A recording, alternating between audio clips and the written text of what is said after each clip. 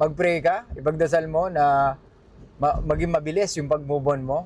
Yun ang pinaka-the best din na pwede natin gawin pag nandun tayo sa sitwasyon na pwedeng hindi natin kaya.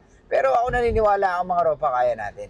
Kasi unang-una hindi naman natin sila kasama lumaki. 'Di ba? Tayo lang talaga yung nagbibigay ng rason kung bakit natin nafe-feel yun.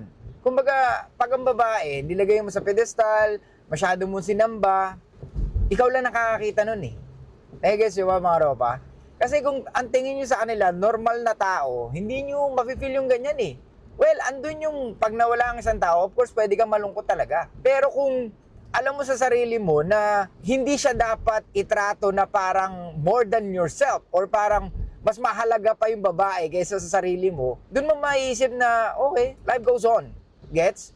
Kaya nga mga ropa, yung mga ganitong advice na binibigay nito ni ropa natin, okay naman. Kaso alam ko, gusto nyo makarinig ng ibang klase pang advice na pwedeng talagang mas makatulong sa inyo.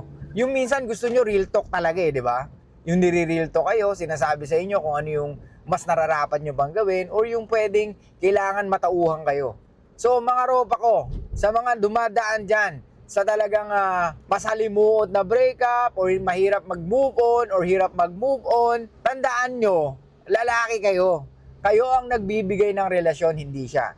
Ngayon, kung pinagpalit ka man niya, kailangan paramdam mo sa sarili mo at trabaho mo na maiparamdam mo sa sarili mo na ikaw yung the best na lalaki na pinakawalan niya.